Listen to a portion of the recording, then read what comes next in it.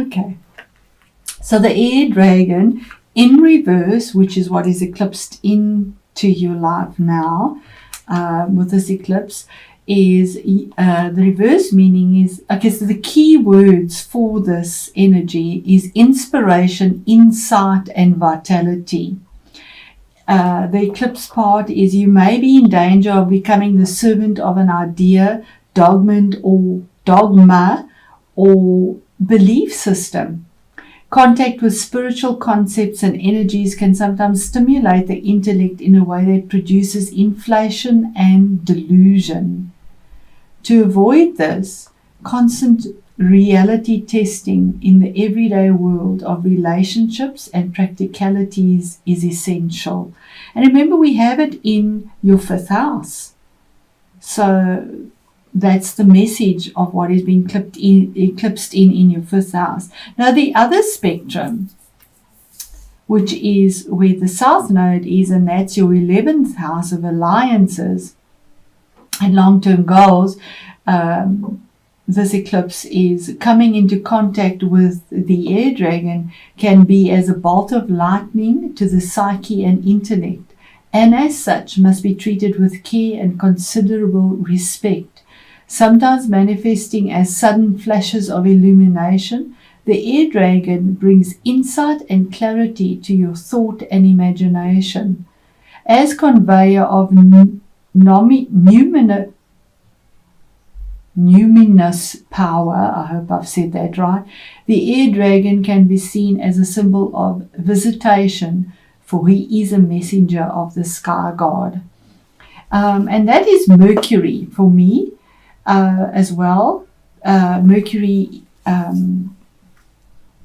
is the messenger, and he brings the news, and Gemini is an air sign, and the eclipse is in Gemini, and Gemini is ruled by Mercury, the planet Mercury. So that could all play in there. And we do see the lightning here as well as something is eclipsed in for change.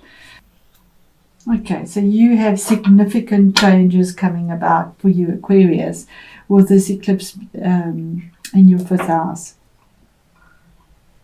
So we start off here with judgment, which could be with regards to a legal situation as well, because we have the King of Swords here, but it needn't be. But judgment is a judgment that is made, a choice that is made. It's death and rebirth. Something has had to come to an end, and a choice was made, a judgment was handed out, and the calling is heard of whatever the judgment is that is made. This is something that has been there for a long time. It could be karmic justice as well, because it is a major arcana. And it's almost like you've been dead to self, or dead to your fun side, or emotionally. There's a difficulty, and there's a rebirth now. You let the old go, and you hear the calling and look to the angel for guidance. And on this angel, we have the wings here again of Mercury, where the eclipse is happening in the sign of Gemini, and Mercury is the ruler. Your next card is the King of Swords. Now this is your energy. It's air energy, but it could be any of the other air energies as well. This is a mature energy. He's looking at the judgment. So this could definitely be a legal representation, a contract, something that has been difficult, something that has been severed from your life, but there's analytical choices made here that change your outside of your life. But it is done in truth. We have the blue here, and it is something that will endure. We have Saturn here in the background. So something that will have longevity, it will endure. It is mature, it is sincere, it is to the point. It can come across as ruthless because there's no emotion in swords. When we need to be reasonable or make a reasonable decision, we cannot put emotion in. Head and heart cannot go together. There are times when you need to just use the reason without the heart, because they are so different. And if we look at this, the king is actually looking at the judgment, the choice that is made, that is something has to end because it's dead, and for something new to rise up, to hear the calling. We move on to our next card, which is the Ace of Wands, for something brand new. This could be a relationship, definitely, or a work situation, or legal. It can be any. Jupiter. Jupiter and Saturn at the moment are in Capricorn, right at the top in a mundane level. That's your out, but it's at the top there, so your outward persona in a sense. But here's a new relationship. You have the 5th house lit. A new relationship that comes through, that is warm, fiery, a new project possibly. 5th house also deals with project, the mind. With abundance, with Jupiter.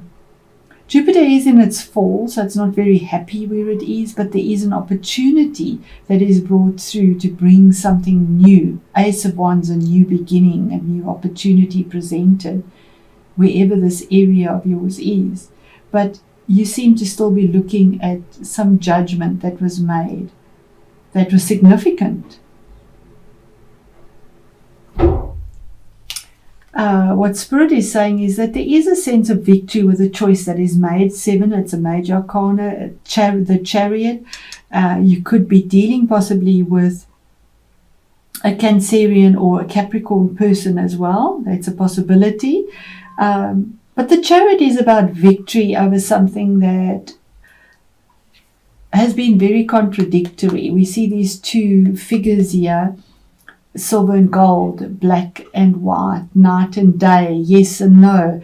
They're very opposing choices and they are there to bring about difficulty in a sense, because they're not moving, they're statues, and yet somehow via your persistence or perseverance, you manage to rein this energy in that is static, to move forward in this Chariot, and to have the victory of forward movement. And the Chariot promises that victory. What is hidden and you're not aware of?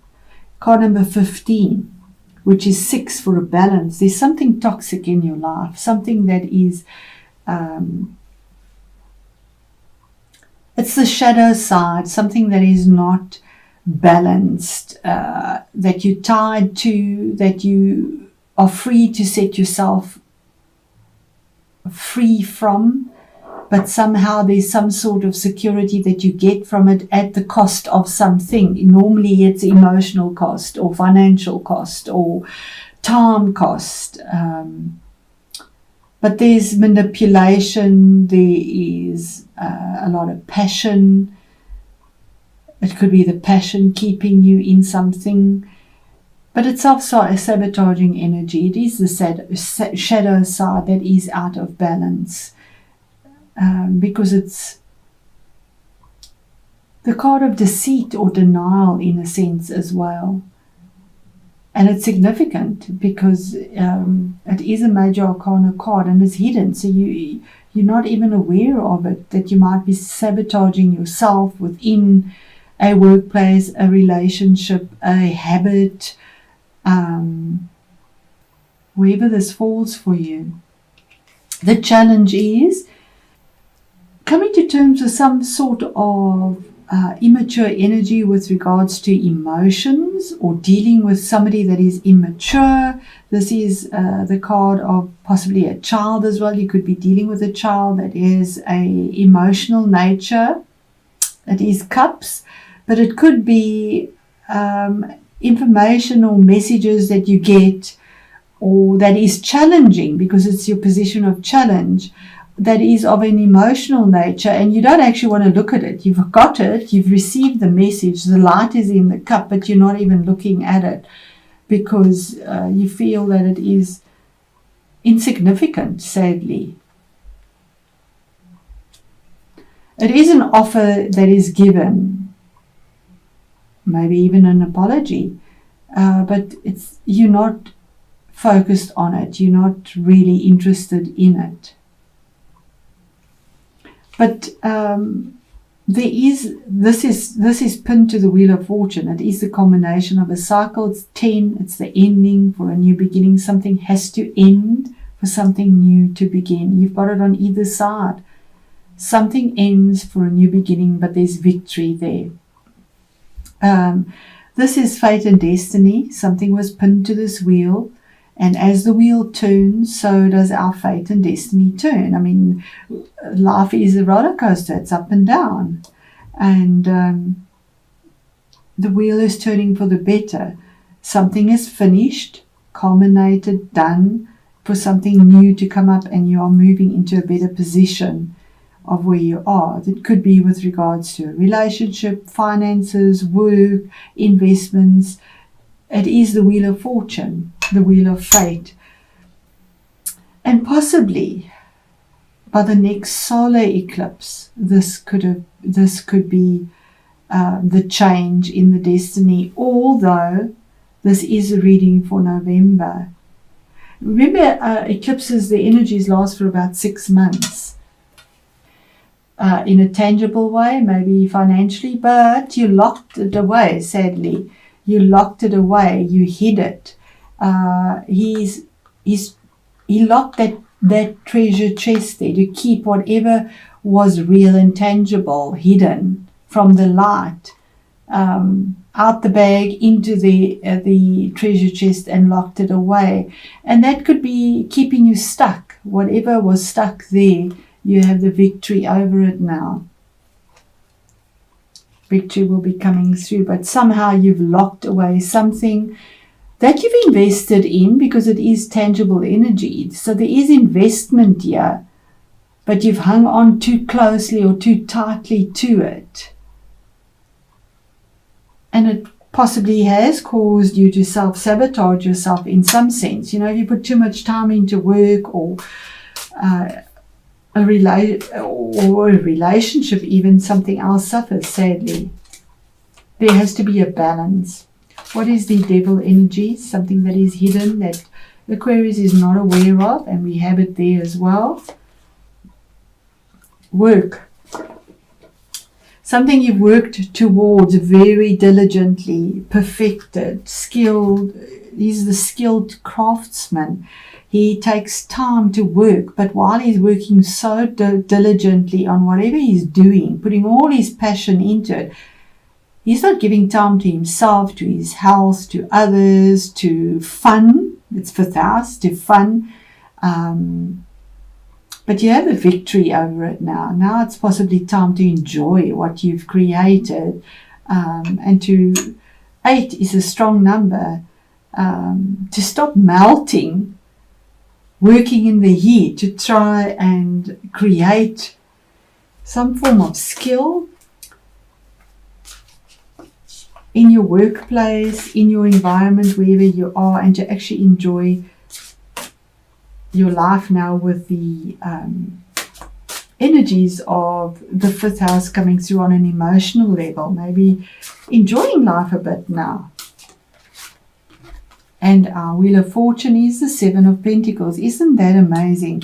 The 7 of Pentacles is about actually finally enjoying the fruits of your labor, something that you're taking stock of, something you've been growing and nurturing. It's now in the rock. You've chiseled it out. There you're making it in gold.